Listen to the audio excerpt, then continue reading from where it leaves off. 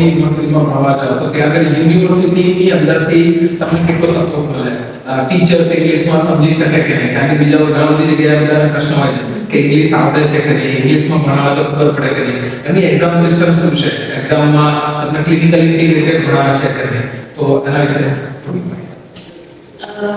અમારા બધા જ ટીચર્સ હું કહી શકીશ કે બધાને જ કમ્પ્લીટ ઇંગ્લિશ આવે છે, એ અમારી જોડે કમ્પ્લીટ ઇંગ્લિશમાં વાત કરે છે. અને એવું કંઈ જ એવું હોતું નથી કે અમને ના ખબર પડી હોય ને એમને ના સમજાવ્યું હોય. દર વખતે અમે પૂછીએ, જેટલી બી વાર તમે પૂછો એટલી વાર અમને સમજાવવા રેડી હોય છે. તો લેંગ્વેજ બેરિયર અમને કદાચ બહાર આવી શકે છે યુનિવર્સિટીની બહાર, યુનિવર્સિટીની અંદર તો હું ના જ કહીશ કે કઈ જ અમને લેંગ્વેજનો બેરિયર નથી હોતો. And for you are like અહીંયા તમે સ્ટડી કરો છો, અહીંયા ડિગ્રી લેવાના છો તમે, તો ક્લિનિકલ લાઈક હવે તમારું યુરોપિયન ક્રેડિટ સિસ્ટમ પ્રમાણે 3 years તમારે સિમ્યુલેશન લેબ અને સેમિનાર્સ અને ક્લાસમાં સ્ટડી કરવાનું હોય છે થિયરી, અને આફ્ટર 3 years તમારે પ્રેક્ટિકલ પેશન્ટ અને હોસ્પિટલ. તો તમે આને કેવી રીતે લો? અત્યારે તમારું ક્લિનિકલ હોસ્પિટલમાં સ્ટાર્ટ થાય તો એની અંદર કેટલા ટીચર્સ છે, હોસ્પિટલમાં ડોક્ટર્સ હોય છે, એ લોકો કેટલા ઇઝીલી તમારી જોડે વાતચીત કરી શકે છે, પેશન્ટનું એક્સપોઝર કરવું હોય છે.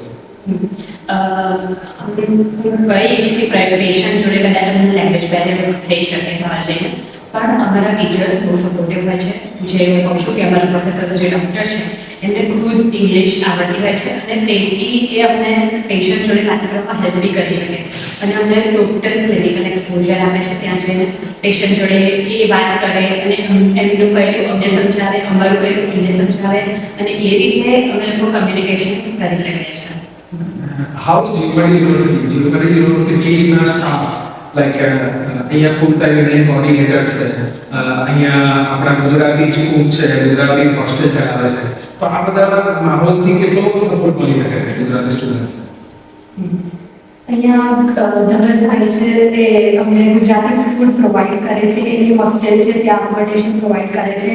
આ યુનિવર્સિટીમાં હરીશ સર છે જે ઇન્ટરનેશનલ સ્ટુડન્ટ્સના બધા ઇશ્યુઝ સંભાળતા હોય છે. એ સ્ટુડન્ટની નાની વાતનો પ્રોબ્લેમ સોલ્યુશન લાવે છે, અને કોઈ બી સ્ટુડન્ટ્સને કંઈ બી ક્વેરી હોય અમે ડાયરેક્ટ હરીશ સર પાસે જઈએ છીએ અને અમને એકદમ સેટિસ્ફેક્ટરી એ મળે છે solution. So now last like જે સ્ટુડન્ટ્સ અત્યારે તૈયાર લેવલમાં ભણી રહ્યા છે, ઘણા લોકો ગેપ લેવાનું વિચારતા હોય છે, 1 વર્ષ 2 વર્ષ 3 વર્ષ અને એના પછી પ્લાન કરતા હોય છે, અને ઘણા સ્ટુડન્ટ્સ છે કે જે લોકો પ્લાન કરે છે કે મારે એબ્રોડમાં જવું છે, એક્સપોઝર મળે, ઇન્ટરનેશનલ એક્સપોઝર મળે.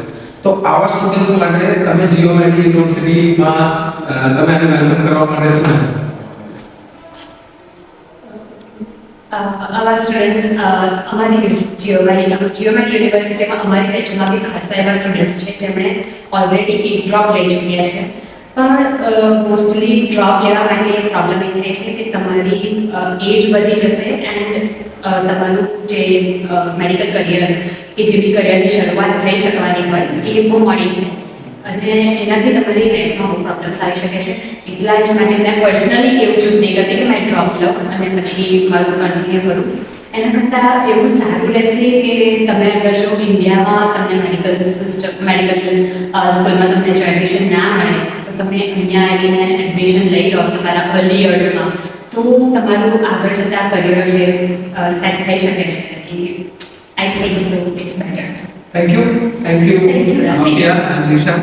And જે પણ સ્ટુડન્ટ્સ એ 12th સાયન્સ પછી જેના પેરેન્ટ્સ એ ચિંતા કરતા હોય છે કે ભાઈ મારા છોકરાને એડમિશન કઈ જગ્યાએ લેવું, ડ્રોપ લેવો કે નહીં લેવો, તો આ બધા સ્ટુડન્ટ્સ માટે ધીસ ઇઝ ધ એક્ઝામ્પલ્સ કે તમે તમારું કેરિયર ઓન ટાઈમ ચૂઝ કરી શકો છો.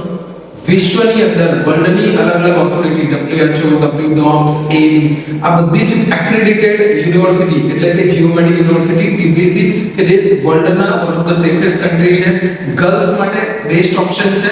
બીજું કે હવે ડાયરેક્ટ ફ્લાઇટ ઇન્ડિયાથી આવે છે કે જેનાથી તમારો આવવા જવાનો ખર્ચો પણ ઘટી જાય છે, અને ફૂડની દ્રષ્ટિએ ગુજરાતી ફૂડ અહીંયા અવેલેબલ છે, ગુજરાતી હોસ્ટેલ ગર્લ્સ એન્ડ બોયઝની અલગ અલગ અવેલેબલ છે, full time Indian coordinator available છે. તો આ બધા પ્રશ્નો કે જેના માટે લોકો વરી કરતા હોય છે, ઇંગ્લિશ મીડિયમમાં ફૂલ ટાઈમ સ્ટડી છે, NMC નોર્મ્સ પ્રમાણે અહીંયા ઇન્ટર્નશિપ સર્ટિફિકેટ પણ આપવામાં આવે છે.